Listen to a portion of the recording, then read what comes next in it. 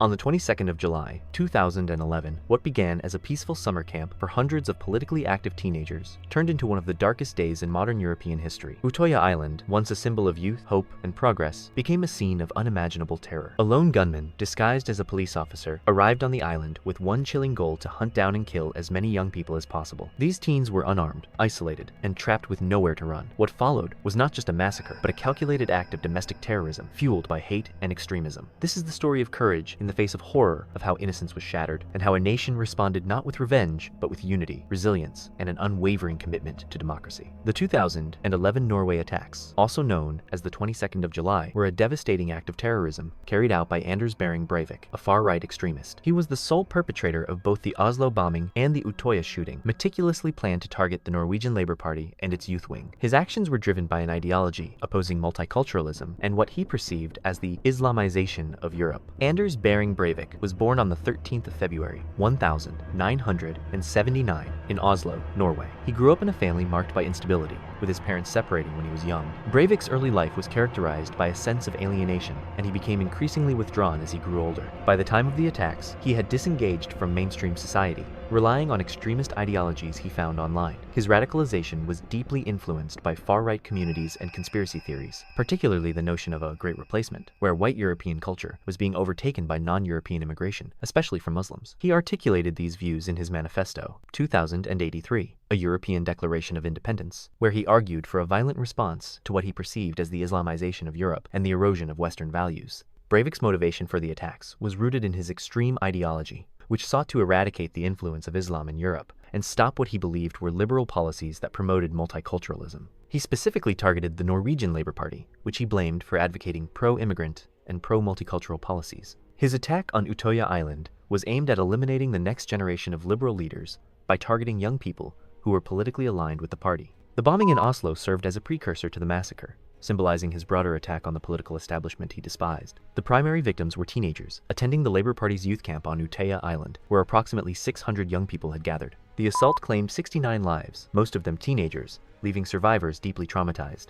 The attack was also a direct strike on the Norwegian Labour Party, Arbeidernes Ungdomsfylking, OFF, which organized the camp to engage and train future political leaders. Norwegian law enforcement and emergency responders played a critical role during and after the attacks, though their response time and preparedness faced significant criticism. The tragedy had a profound impact on Norwegian society and its government. Then, Prime Minister Jens Stoltenberg led national mourning and emphasized unity in the face of violence. The attacks sparked discussions on extremism, security, and democratic values, while highlighting the resilience of Norwegian society. In the following years, survivors and organizations like AUF worked to reclaim Utøya as a symbol of hope and defiance against hatred. The events of the 22nd of July remain one of Norway's darkest days, shaping ongoing conversations around extremism and national identity. The 2011 Norway attacks were a coordinated act of terrorism carried out by Anders Behring Breivik on the 22nd of July, 2011. The attack unfolded in two phases: a car bombing in Oslo, followed by a mass shooting on Utøya Island. The first phase targeted government buildings in the Regjeringskvartalet area of Oslo. At approximately 3:25 p.m. local time, a car bomb detonated, killing 8 people, injuring over 200, and causing significant damage. The intended target was the office of Prime Minister Jens Stoltenberg, though he was not present at the time.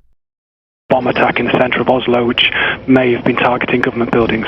And Charlie, is there any indication that the Prime Minister was a target? At this stage, we don't know exactly what the target was, but the bomb did explode near the government headquarters. So, around 5:26 p.m., 2 hours later, the second phase began. Disguised as a police officer, Breivik carried out a mass shooting at a summer camp organized by the Labour Party's youth wing, AUF, on Utøya Island. He systematically targeted campers, killing 69 people, mostly teenagers, and injuring over 30 more. Of what will come, is there any credence to be put in that statement, and where it's coming from, and is there a connection?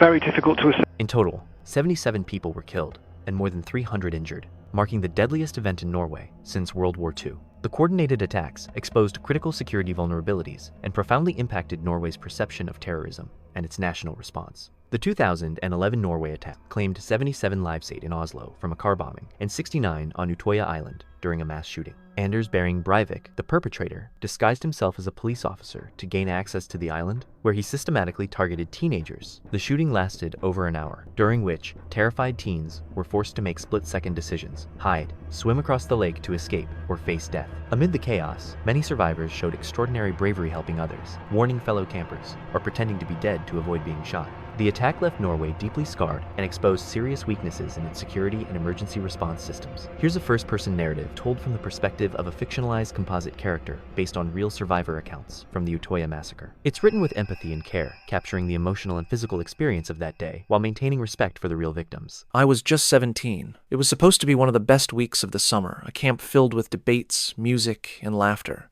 We were young, idealistic, and full of energy. Utøya was more than an island. It was where we talked about shaping the future, where we made friends we thought we'd have forever. I remember that afternoon. I was sitting near the water with some friends, sharing stories, when someone shouted that a police officer had arrived. At first, no one panicked. Oslo had just been bombed, and we thought they were here to protect us. We walked toward him, and then I heard a loud crack, then another. People started screaming. Someone fell right next to me. For a second, I thought it was a drill. It had to be. It wasn't. The man in uniform, the one we thought was here to help, was the one killing us. I ran. I don't remember deciding to. My legs just moved. I ran until my chest felt like it would explode. People were diving into the freezing water. Some were hiding behind trees. I saw friends I'd laughed with just hours before lying motionless on the ground. I found a spot under a rocky ledge and squeezed myself into it, trembling. I could hear footsteps above me. I could hear him shouting, pretending to be police, telling people it was safe to come out. When they did, he shot them. I don't know how long I stayed hidden. Time didn't make sense. Every second felt like a lifetime. I didn't cry. I didn't breathe. I just waited, hoping I wouldn't be found. Eventually, the shots stopped. Boats arrived. Real police this time. When they found me, I couldn't speak. My body was frozen. I remember them wrapping me in a blanket, asking my name. I didn't answer. I just stared out at the island, the place that used to feel like home. It looked like a battlefield. I survived. But a part of me stayed on that island. So many of my friends didn't make it. I think about them every day. I hear their laughter in my dreams and their screams when I wake up. They say time heals, maybe. But I don't want to forget. I want people to remember what happened on Utøya. The 2011 Norway attacks occurred in two key locations. The first was in Oslo, where Anders Behring Breivik detonated a car bomb in the Regjeringskvartalet, the executive government quarter. The explosion targeted government buildings, including the office of Prime Minister Jens Stoltenberg, killing 8 people and injuring over 200. The second attack took place on Utøya Island in Tyrifjorden, Buskerud County, where Breivik carried out a mass shooting at a summer camp organized by the Workers' Youth League, AUF, the youth wing of the Norwegian Labour Party. Oslo and Utøya became the epicenters of one of Norway's darkest days, leaving a profound and lasting impact on the nation. The locations targeted in the 2011 Norway attacks held deep symbolic and strategic significance. Oslo, the political heart of the nation, was chosen for the first attack due to its representation of governance and authority. As the capital, it houses key government institutions,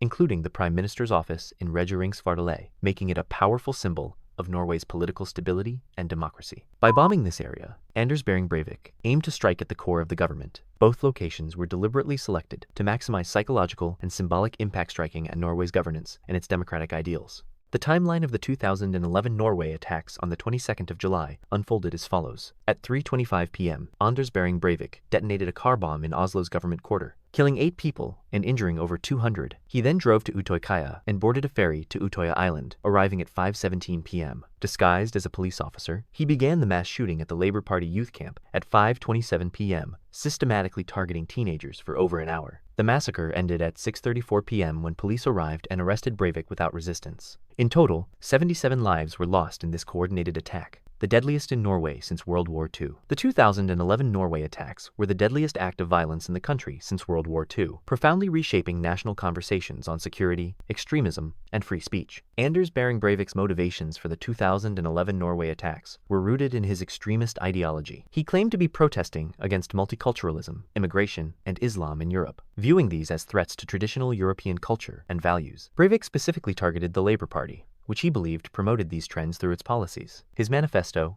2083, a European Declaration of Independence, outlined his desire to restore European purity and called for the deportation of Muslims from Europe. This broader movement has been characterized by increasing anti-immigrant sentiment, Islamophobia, and the spread of conspiracy theories, such as the Great Replacement, which claims that white Europeans are being systematically replaced by non-white immigrants. Breivik's radicalization was further fueled by his isolation and extensive involvement with online far-right communities, where his extremist beliefs were reinforced. His manifesto expressed a deep hostility toward multiculturalism and a desire to protect European identity from perceived threats. A key factor contributing to the tragedy was the failure of authorities to recognize early warning signs. Breivik openly shared his extremist views through his writings and online activity, but these were not flagged as serious threats. This oversight exposed gaps in monitoring domestic terrorism, as counterterrorism efforts were largely focused on Islamist extremism at the time. The police response was delayed due to logistical challenges and communication failures, allowing Breivik to continue his attack until officers arrived and arrested him at 6:34 p.m. This calculated attack exposed significant vulnerabilities in Norway's emergency response systems and left the nation deeply scarred. After the massacre on Utøya Island on the 22nd of July, 2011, Anders Behring Breivik surrendered to the police without any resistance and was immediately taken into custody. During the early stages of interrogation, he openly admitted to carrying out both the bombing in Oslo and the mass shooting on the island. However, he pleaded not guilty, claiming that his actions were necessary to save Norway from what he called cultural Marxism and a Muslim invasion. Breivik showed no remorse, instead portraying himself as a political warrior on a mission, fully believing in the ideology that had driven him to commit one of the deadliest terrorist attacks in modern European history. The trial of Anders Behring Breivik began on the 16th of April, 2012, and lasted for approximately 10 weeks. He was formally charged with terrorism and mass murder. Throughout the proceedings, Breivik did not deny carrying out the killings, but argued that his actions were a form of self-defense aimed at protecting Norway from what he perceived as cultural decline.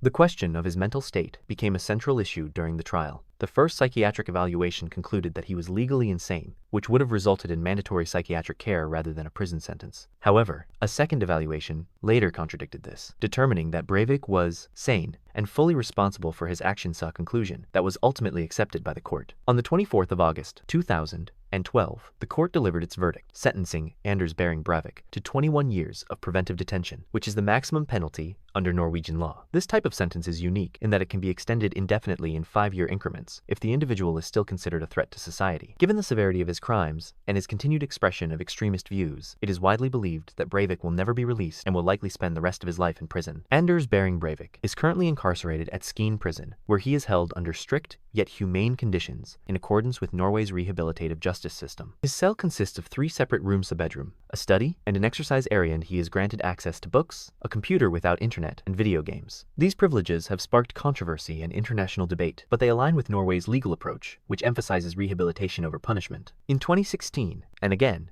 in 2022, Breivik attempted to sue the Norwegian government, claiming that his isolation in prison violated his human rights. Both cases were dismissed by the courts. That same year, he also applied for parole, arguing that he no longer posed a threat to society. However, the court firmly rejected his request, stating that he continues to espouse extremist views and remains a danger. During his hearings, Breivik has frequently used the platform to spread radical rhetoric, prompting authorities to implement media restrictions to limit the amplification of his ideology. The 2011 Norway attacks had a profound and lasting impact on society, marked by grief, resilience, and significant change. The tragedy united the nation in mourning, but also fostered a collective resolve to uphold democratic values and reject fear and vengeance. Norway's response emphasized openness and democracy, reinforcing its commitment to these principles even in the face of extremism. The attacks sparked widespread discussions on mental health, extremism, hate crimes, and the need for stronger counterterrorism measures and improved emergency preparedness. They also led to structural changes within Norway's civil protection and security systems, including heightened awareness of risks, new safety protocols, and improved resource allocation for emergency planning. Public attitudes towards security institutions shifted, with increased scrutiny of their ability to prevent and respond to crises.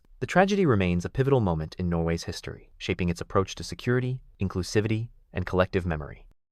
Thank you for watching and honoring the memory of those affected by this heartbreaking tragedy. Stories like these remind us of the importance of standing up against hate, of protecting peace, and of holding on to our shared humanity even in the darkest times. If this story moved you, please consider subscribing for more in-depth, true crime, and human resilience documentaries. Stay safe, stay aware, and most importantly, stay strong.